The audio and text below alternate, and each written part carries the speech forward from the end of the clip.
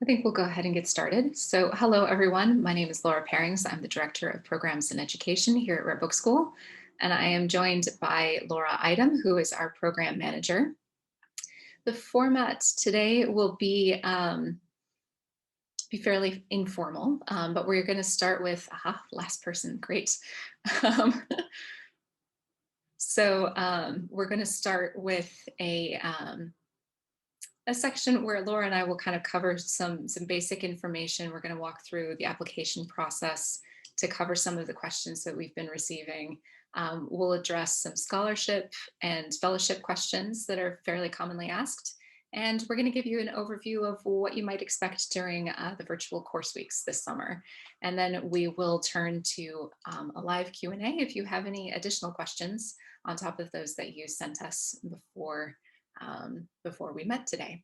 So I am going to start off by sharing my screen and giving a little bit of an overview of the application process. Let's see, find the right screen to share, that would help. Okay, so everyone should be seeing the Rare Book School homepage here. I'm now going to move my gallery view thingamajig. All right, so when you want to get into submit an application, you can either, you can find the link for My RBS through some of the pages that are related to how do I put in an application. But if you already kind of know what you're going to do, you can get to it straight from the homepage, and there's a link up here in the corner for My RBS. So I'm going to click on that. Hope that's large enough for everyone to see pretty clearly. If you have not created a profile in the MyRBS system yet, you'll want to use the Create New Account feature here. And you can fill in your basic information. Of course, the red asterisks indicate the ones that you have to fill in. Then there's these 3 radio button questions here of applying for a course and have you applied in the past, etc. These are looking, basically checking to see if you should already have an account in MyRBS, and then the system's going to try to connect you to that profile. So if you run into a problem where the system keeps telling you, sorry, you can't create a new one, go back and just hit no to all of those, because it will tell the system that you do not already have a profile and it should create a new one for you. You'll need to scroll all the way to the bottom of the terms and conditions before you click the I agree and continue buttons. I already have an account, so I'm going to go back to the login page and enter my information.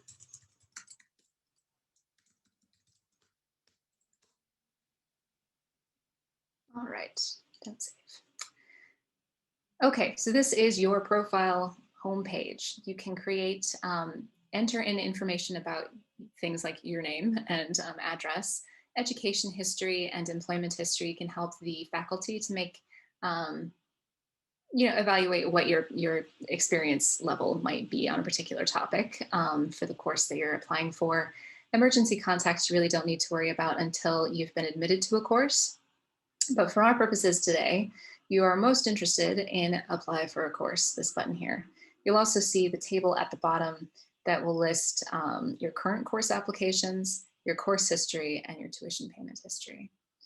So if we click on apply for a course, you'll see the list of classes that have currently been announced.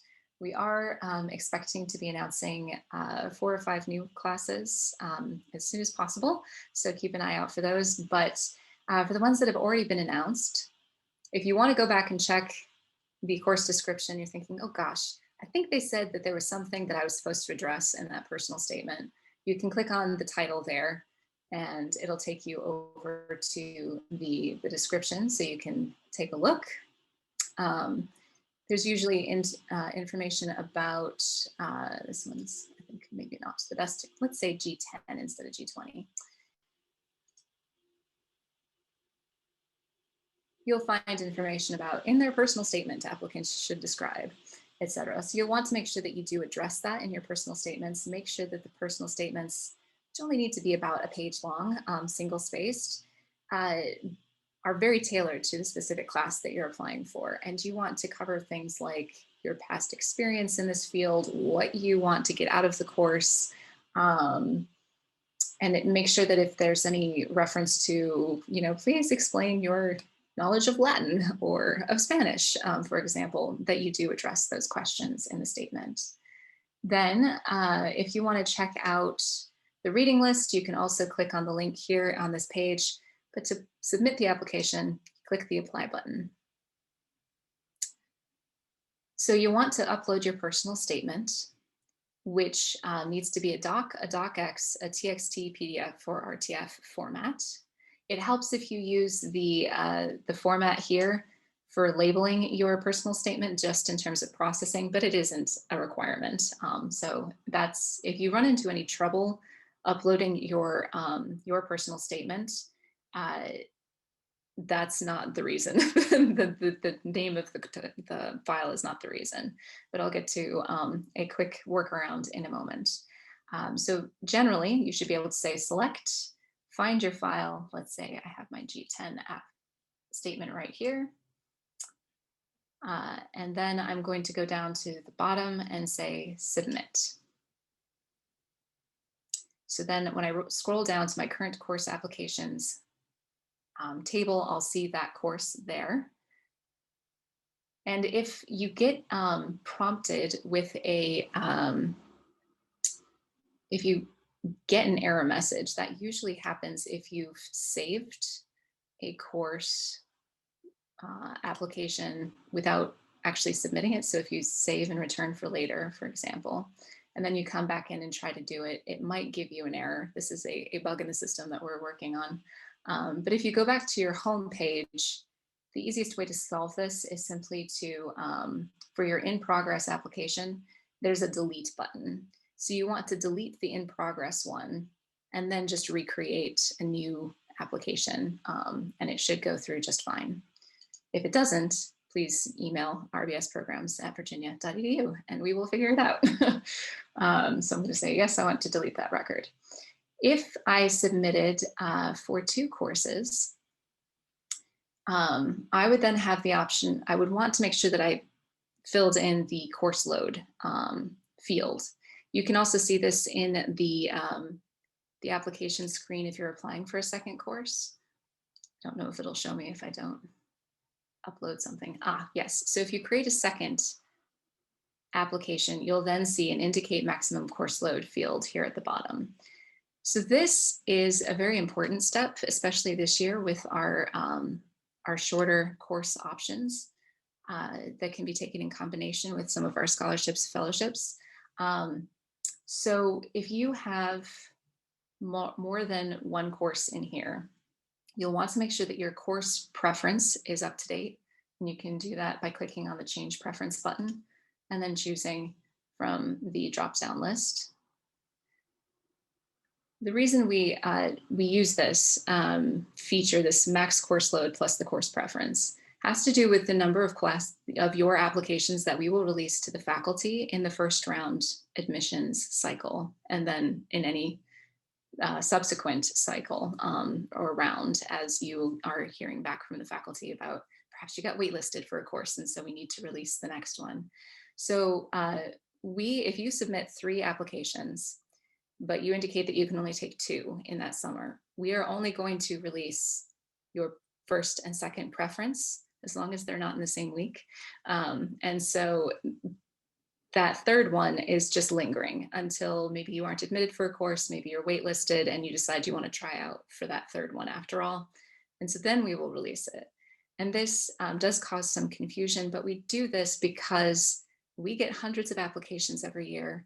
Some of the faculty are evaluating 40, 50 applications for a course, and they're trying to find a good selection of students from a variety of backgrounds, of the different fields that they're working in, the different level of their career that they're in, so that it's a good mix within the class so that the students can learn from each other as well as from the instructor.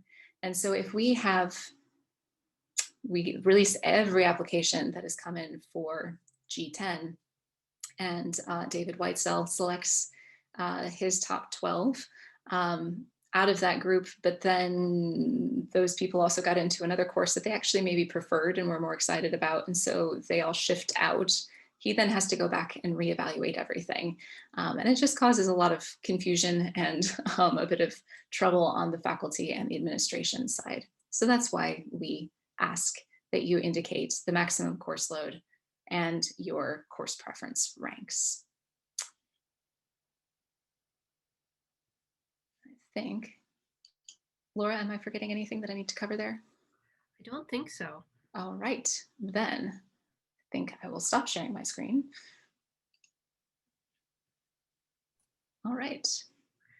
All right, we have some commonly asked questions related to admissions. The first question relates to something you were already explaining to us, Laura, but I wonder if you could elaborate on this. And it's the question we so often receive about, can I apply for one course? More than one course, apologies. Yeah. I think that the spirit of this question often relates to wondering whether it's possible to take multiple courses in the same summer or even multiple courses in the same week. Yes, we do get that one a lot, certainly. So absolutely, you can take more than one course in a summer if that's something that's works with your schedule and your budget. And if you can certainly apply for more than one, even if you can only take the one. But as I explained, we will want to rank those so that we are helping to get you into your first choice courses first. And so that's the caveat, of course, is that the courses can't happen in the same week. There might be one loophole with that this summer, I think, where there are 2 short classes that are actually staggered enough during the days where you might be able to take 2 because they don't overlap. But because we offer synchronous courses, these need to be, you're committing to 1 per time slot, essentially, and aren't able to take multiples. We aren't going to be offering things asynchronously or doing recordings that you could view of the class. So it's not possible to say, sign up for 2 that happen at the same time, you attend the one, and then you watch the recordings of the other one later. Thank you. And to elaborate on your point of the one exception week, the week of June 13th, we're offering at least 3 short courses. James Green and Michael Winship's course on the Antebellum book is running at 2 p.m.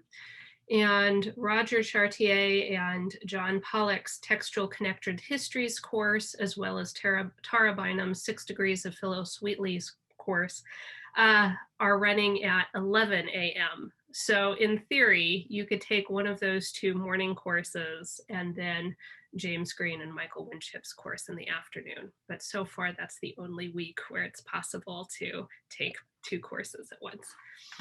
All right, the next frequently asked question we receive about admissions is, can I defer my admission? Unfortunately, no. The offer of admission is only good for that one summer.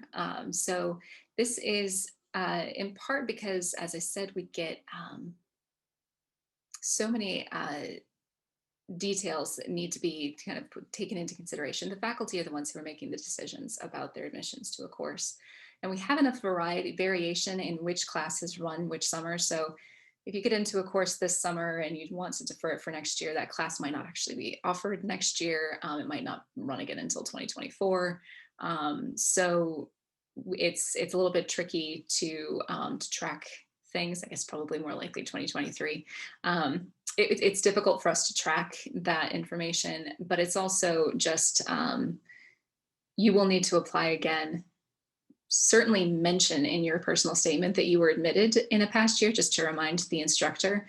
They always take that into consideration, and they always rank everybody who was admitted in a past year at the top. So it's very likely that you're going to be in. It's just not a formal, we carry it over automatically. It's you will have to submit a new application, but you are very likely to get in the next time that you apply.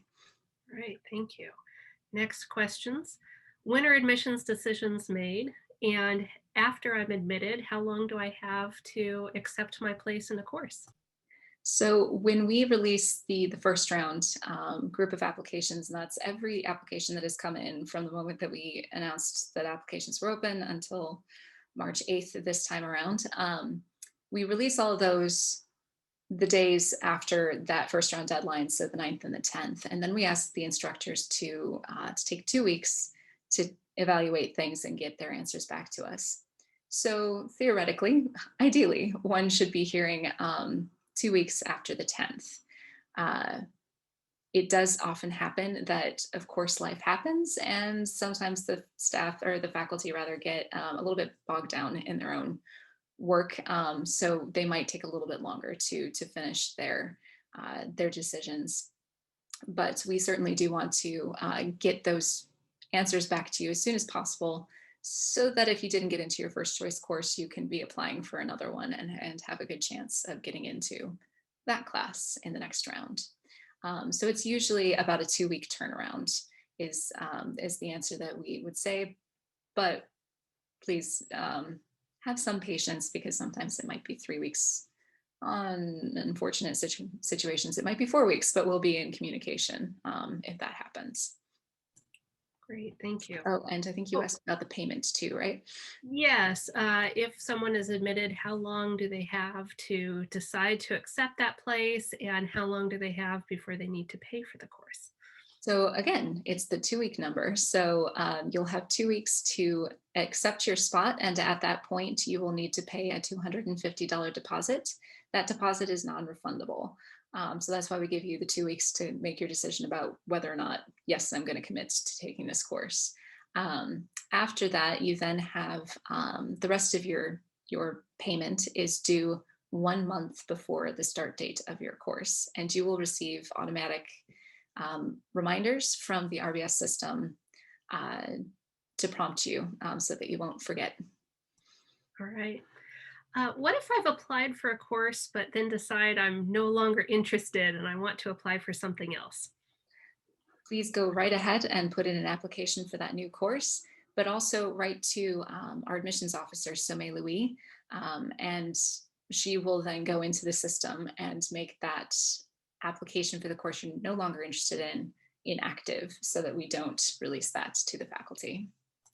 Thank you. And another very popular question, I'm trying to decide between taking an online version of the course this year or waiting until it's offered in person next year. What do you recommend? It depends, really. In part, it depends on whether you really need the that in-person, hands-on components of the course. We certainly understand that. It's what Rare Book School was built on, the hands-on experience. So that's completely understandable that you might want to wait until the next time it's offered in person. In some cases, actually, if you look at the descriptions, the courses, the variations of some of the usual in-person classes, the modified online version this year is modified enough that you might actually want to take both, the in-person and the online, because they're kind of supplementary rather than necessarily just a snippet of the in-person course that you then don't want to have to repeat if you take it in person. So check out the course descriptions. If you have questions, please do let us know.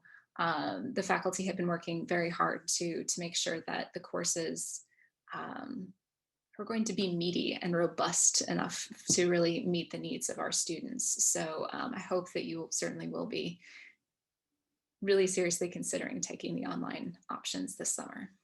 Great, thank you. And I see we have a great question from Katie, who asks, when on March 8th is that first round deadline? Oh, yes, that's a very good question. Realized a little bit earlier, we never actually explained that. Midnight on the 8th. So you have the whole day of the 8th. It's technically Eastern time, but we're very flexible with that. So if you get it in around midnight on the 8th, we will process that with the rest of the batch and send it out. Excellent. We have a few questions related to scholarships and fellowships, and we wanted to address these as we know several people in the audience have received one of these awards. Laura, I think you have some questions for me. I do. So really important one for this year with our new format. Can people use their awards for multiple courses?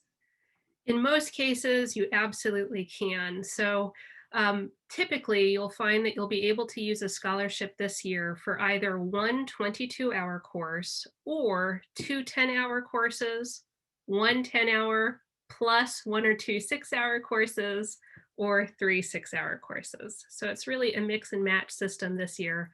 I do recommend that you talk to the scholarship or fellowship administrator for more details, just to confirm which plan is best for you, as well as best for that particular award.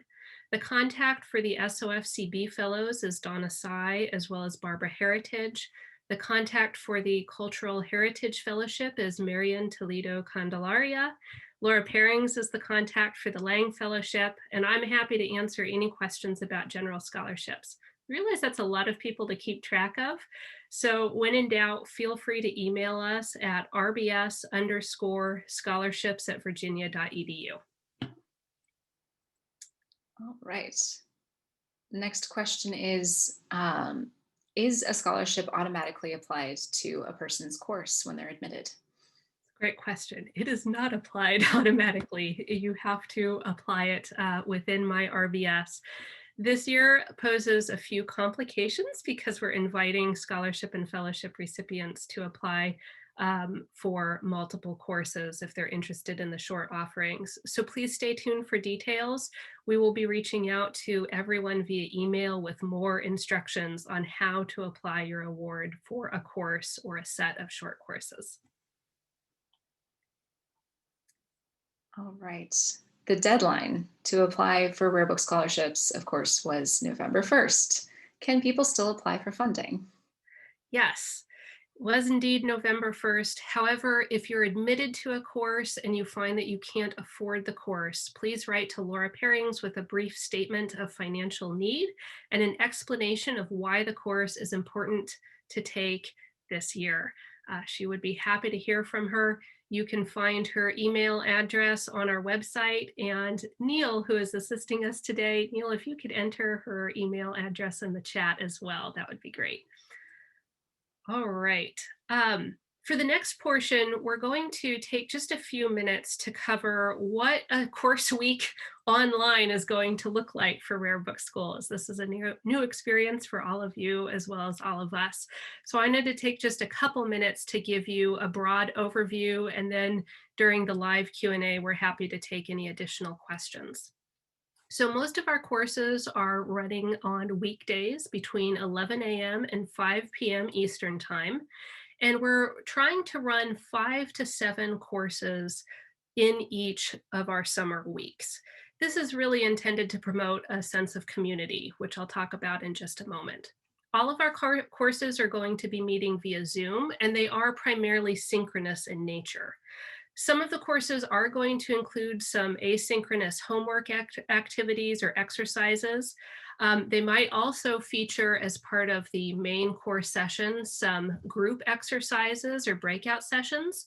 And then some instructors are offering some optional office hours in addition to the main sessions. Each synchronous Zoom session for a course will meet for between 60 and 90 minutes. And then there will be a break anywhere from 15 minutes to 60 minutes long. So for a 22-hour course, you might be meeting for 3 or 4 course sessions in a single day. For a 6-hour course, you might only be meeting for 2 sessions each day, similar for a 10-hour course.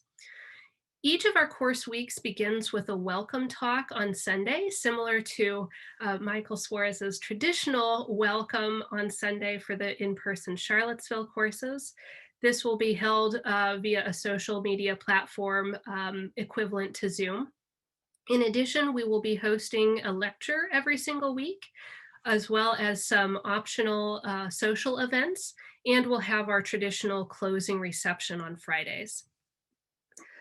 The course content is going to vary from course to course. In general, you can expect a mix of lectures, discussions, highly illustrated slideshows, some live camera work with show and tells where the faculty are handling books on the spot, some short videos and recorded demonstrations, and in some cases, guest speakers.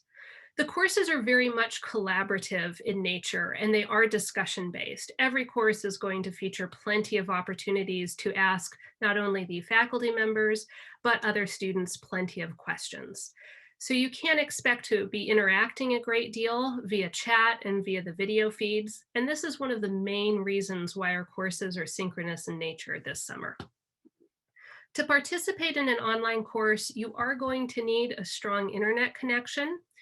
We strongly recommend tuning in via a laptop or a desktop rather than a phone or a tablet. And we recommend having access to a camera and microphone so that you can fully participate with everyone in the course. There is going to be an optional orientation session for every course week. Those orientations are to be determined, but you can expect that they'll be scheduled for the week prior to your course. And those will be an opportunity for you to meet the other students, to meet some of us, to test out Zoom, Dropbox, and Google Drive, as well as some of the social software. I should mention that many of our faculty are going to be relying on Dropbox and Google Drive to share documents for their courses. Most of the courses do include readings that will need to be completed prior to the course. You can find more information in the reading lists that are linked to in the course descriptions. In certain cases, we are still releasing more details related to the reading lists, and admitted students can in many cases expect more information from the faculty members a little closer to the start of their course week. I think that covers the main overview details I wanted to go over. Laura, am I missing anything? I think that sounds pretty good, and maybe we'll cover some more with some of these questions. So based on the questions that you all submitted before we met, we did have the question of the recordings of the sessions being made available. Yes, so we are recording course sessions, but only for emergency purposes. Let's say that you try and tune in and there's a lightning storm that cuts out your internet connection. Then you can reach out to us at Programs and we will provide you with private access to the recordings. Because these courses are synchronous in nature and because recordings require a great deal of space, we are only sharing the recordings for emergency purposes. Our courses are not intended to be engaged with asynchronously. And the next question, a common one that we've received is, I have a coworker who would like to attend the class with me. Can that person sit in with me? No, we do want to enforce the rule of the person who is admitted to the course is the student for the course. And in some cases, the classes are mini classes. It's very, there are going to be those sort of small group breakouts. There are going to be exercises. Materials are going to be shipped to the students for some of the classes, like quills and ink and things like that.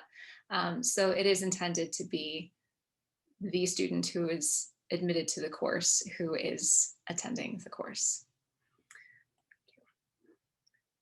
And then another question about accessibility, Laura. We've had some people who say that they have concerns about accessibility in the classes in the online format. So who do they contact with those questions? Absolutely. Any questions should be directed to the Rare Book School Programs team, of which Laura and I are a part. You can reach us by emailing rbsprograms@virginia.edu, and we're happy to discuss accommodations as well as any questions or concerns that you may have.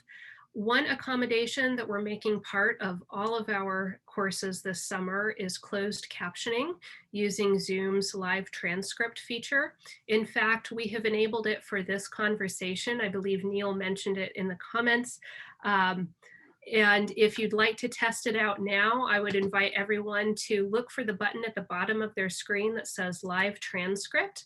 If you click that button, you can either opt to show the subtitle or view the full transcript so that you can follow along in written form with what we, or in the case of a course, the faculty members are saying. All right, the next question is, how many students are going to be participating in each course? Laura, I think you addressed that briefly in the first question, but if you could elaborate, that would be great. Yeah, it varies, is the answer. So some of the classes are sticking to the very traditional 12 student cap, and that's largely relating to the nature of the exercises that are going to be undertaken by the students. Some of the classes are going to be in the sort of 23 student range, so that 25 people will fit into the gallery view on a Zoom screen. But some of them, the shorter 6-hour classes, might be admitting up to 45-ish students. Again, there is a setting on Zoom that you can get 50 people into a screen. And it's very much based on the nature of the course and the desire to make sure that people who are attending can get the most out of the class. And some of the class formats allow for a larger group more easily than some of the others. So if you have specific questions, please contact programs, but that's the range that we're looking at across the board. Okay. And so Laura, another question, of course, and I alluded to this earlier, more courses. Are more of them going to be announced? Is Rare Book School planning to offer any classes in the fall or winter? We are announcing a few more courses for our summer lineup. Hopefully those details will be available soon in the next week or two, but please keep an eye on our schedule page for those offerings. We are currently not planning on courses for the fall and winter. And we look forward to sharing more details late this fall, with any luck, about the summer 2022 lineup. Which hopefully will be in person. Yes, fingers crossed. Laura, can you tell us about certificates of proficiency? Do the online courses apply? How do they apply? Can you share? Yes. So yes, you can use these online courses to count for your certificate. And you should plan on using the combination of the 3 6s, the 2 10s, a 10 and a 6, or just the 22 to count for sort of the one course that a traditional 30-hour in-person RBS course counts for. So just to kind of reiterate that, the 22-hour course in this instance, as with the scholarships and fellowships, does count as the equivalent of a full 5-day, 30-hour class. And then we're breaking it down for the 2 10s, 3 6s, or a 10 plus a 6, or 10 plus 2 6s. And so we realized that it's a little bit tricky figuring out how to make 3 of those short ones count for a particular area concentration. So the answer for that is we're going to be pretty generous with that, because we want you to be able to mix and match as you need to get the information that you're looking for. So we're going to be updating the form for the proposal for your certificate, so that there's a space where you can add an explanation of, so I'm going to count these 3 classes as a history of the book in America stand-in instead of taking one of the full courses. And so that's we're going to be happy to work with you on that. It'll be a bit of a case-by-case basis. We're going to have some more language about this on the website soon, hopefully very early next week, to help explain that. But that's the starting point for you. Absolutely, you can use it, mix and match it to your heart's delight, and we will make it work for your certificate. Great, thank you. Laura, I have one more question for you, but I'm going to interrupt with another question. This came up from one of our scholarship/fellowship recipients, and I thought it might be useful for other scholarship or fellowship recipients in the crowd to hear. That is, what happens if, as a scholarship or fellowship recipient, I want to take multiple short courses this year? How does that affect the rankings? And this is a great question. If you intend to redeem an award for multiple short classes, please do adjust your maximum course load setting. So if you intend to redeem an award for 3 6-hour classes, you would want to set the maximum course load at 6 or 3. And that will ensure that Rare Book School sends all three of your applications to that faculty, those faculty members simultaneously, rather than waiting to release your subsequent applications. All right, the final question I have for you, Laura, before we transition over to some live Q&A with everyone in the audience, is one that we often receive at Rare Book School, and that's, I'm new to Rare Book School, or I'm new to the field of rare books. What classes should I start with? So this one is such a wonderful question, and I love getting a chance to talk with people individually about this topic. It's another one where it varies.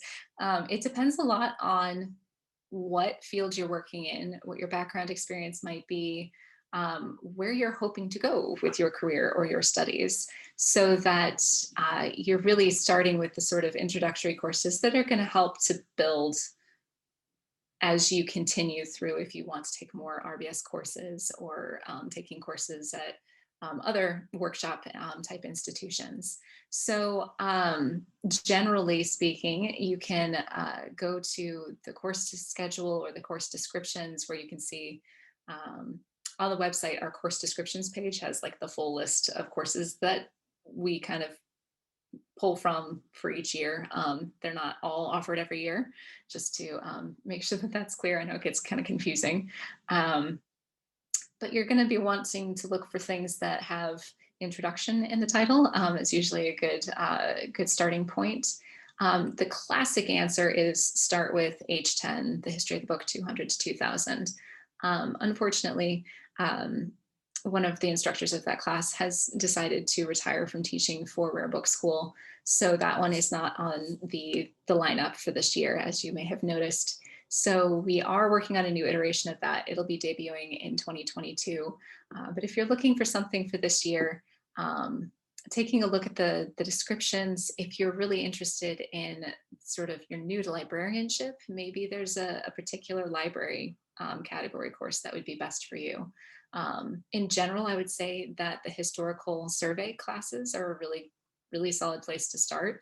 So starting with either book in the manuscript era, or starting with the printed book in the West. I'm going to mess up this title because I'm not looking at it straight on. The printed book in the West 1800, the printed book in the West since 1800 would be really wonderful places to start.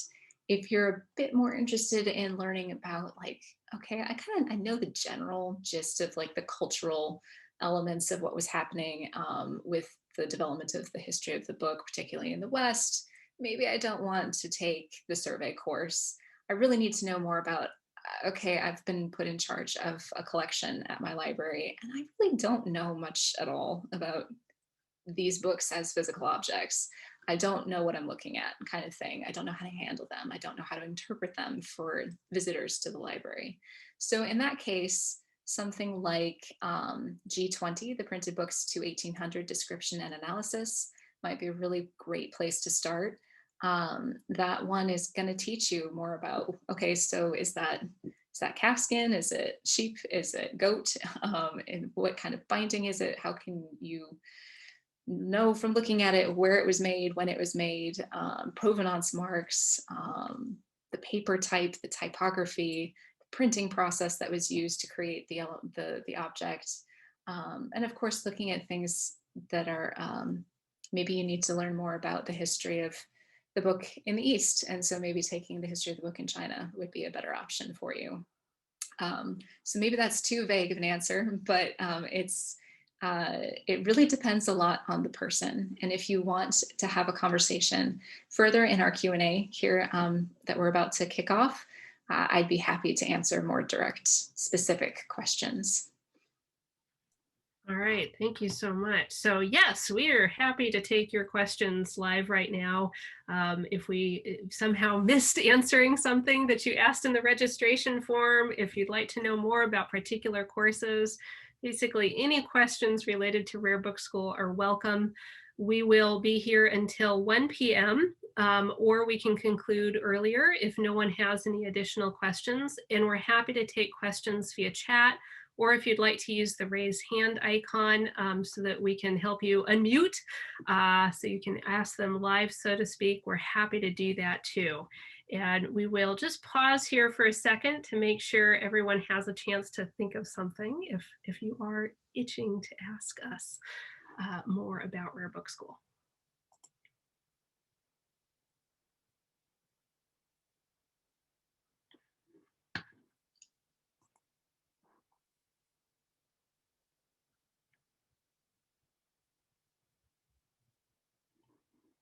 Wow, we did that good a job, Laura.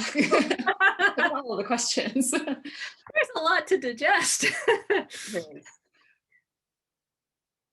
All right. Well, I'm not seeing anything. Going once, going twice.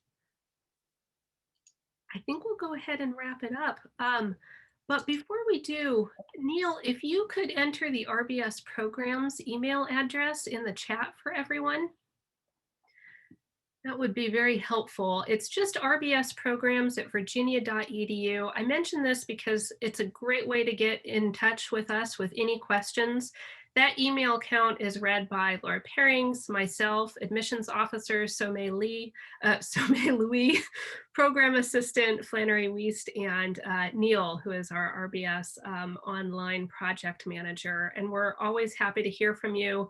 If you're trying to reach someone else on staff, but you're not sure how to go get a hold of them, we're also happy to direct queries as needed. So please feel free to keep us posted as you mull the information that we've shared with you today. If anything else comes up, we're happy to assist. I do see that Theo has a question. So Laura, I'll read this aloud if you'd like to tackle this one.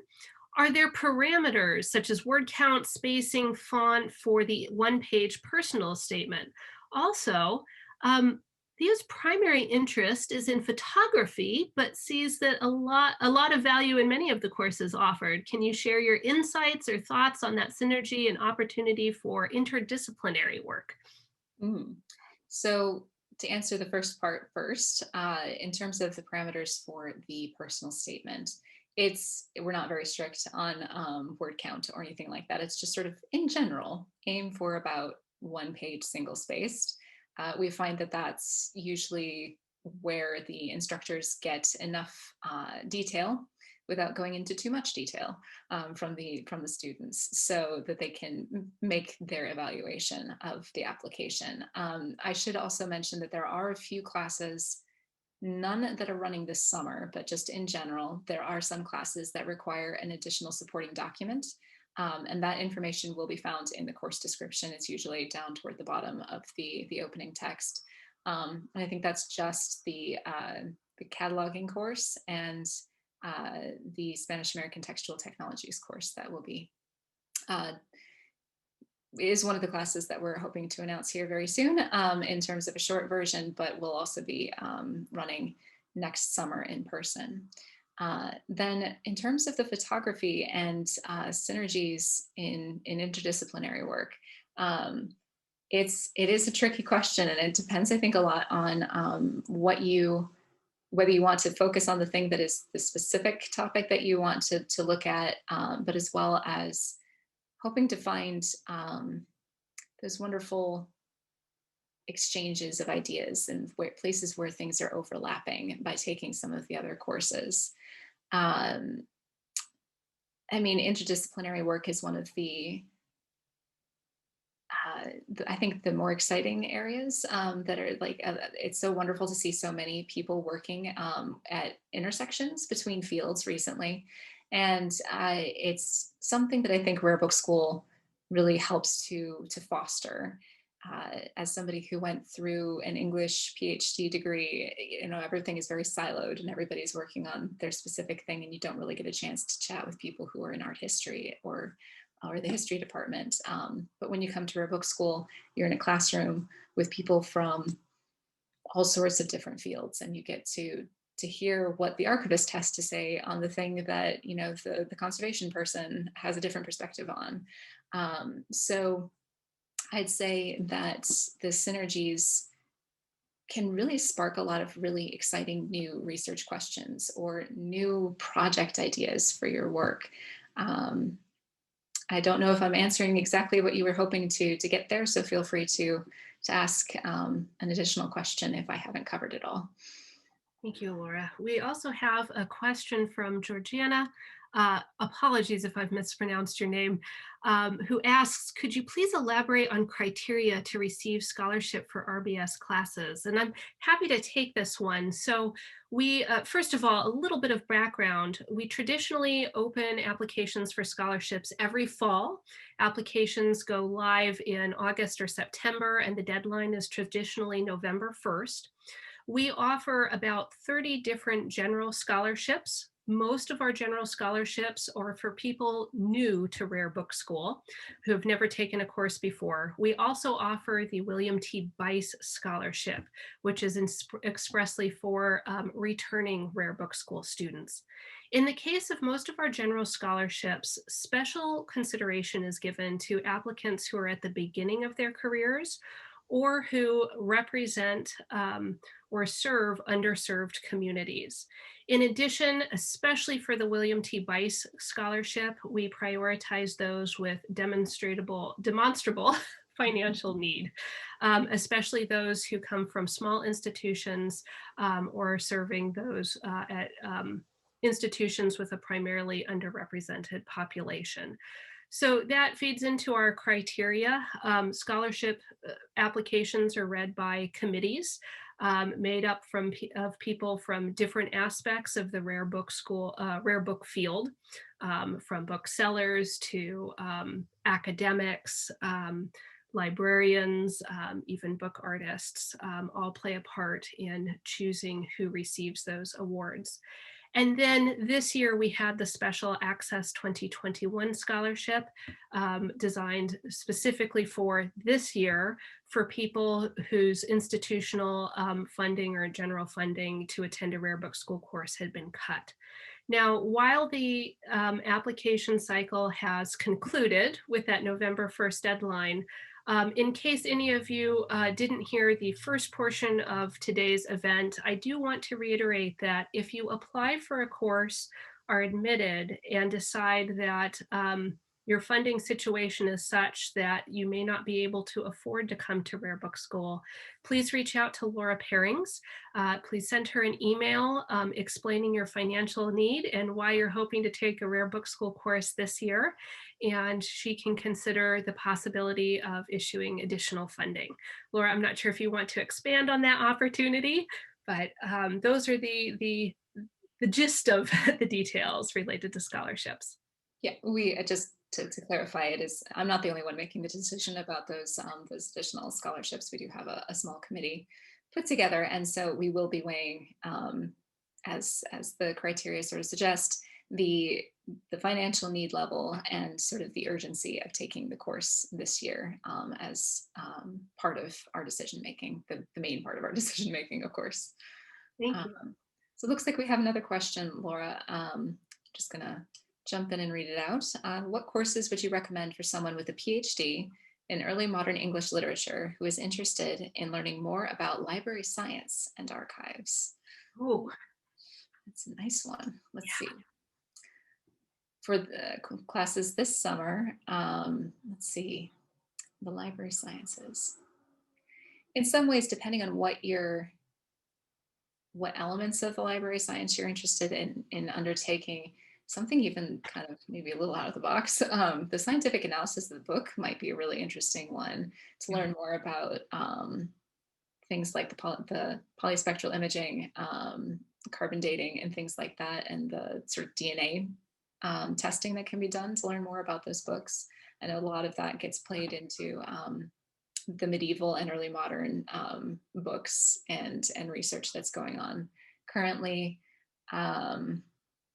In some ways, even things like the fragmentology course might be interesting because it'll be discussing things like the ethics of the fragment trade.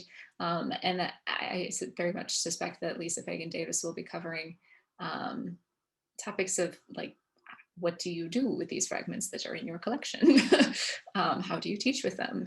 Things like that. Since so many libraries tend to have fragments rather than whole manuscripts because they're a little more affordable. Let's see.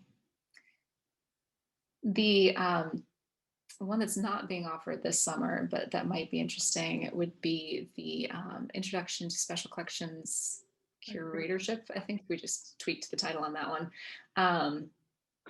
Because that one will cover a bit more of the sort of, okay, now you're a librarian, you're a curator, what do you do? And so you can learn how to take what you've learned in your background in early modern English lit and apply it to work in a library field. Likewise, teaching the history of the book might be an interesting one, because that will certainly play into one's role as a librarian. Gosh, there's so many intersections. Laura, I wonder if you'd recommend L60 in this case? Yeah, actually, I was just trying to remember what the title of that one was. So, Introduction to Archives for Special Collections Librarians, Booksellers, and Collectors. Could also be interesting depending on what your interests are. And that one's a bit more on the sort of tech side of like, how does one manage the archives and how does one describe things in an archive, and that sort of thing. So you can find more information in that course description, but it's a wonderful course. Let's see.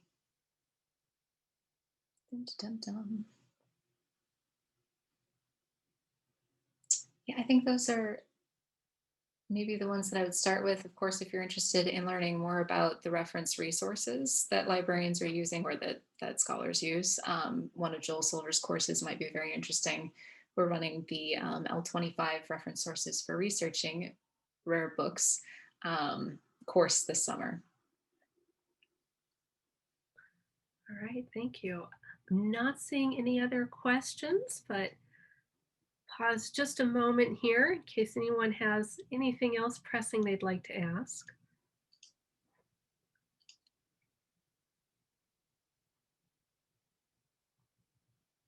All right. I think, Laura, we may have found our stopping point. I'd like to thank everyone for attending. We're really glad to see you. We've really enjoyed speaking with many of you via email and are happy to continue doing so. Feel free to reach out. If you'd like more of this sort of opportunity to see one of us face to face, we're also always happy to schedule consultations via Zoom so that we can chat further about the course that would be a good fit for you. And in the meantime, we're really excited to see what you apply to, and we hope to see many of you, not hopefully all of you, virtually this summer in courses. So best wishes with your applications. Laura, thank you so much for all of the responses to these questions, and I think we will wrap it up. Thank you, everyone. Wonderful to see you all.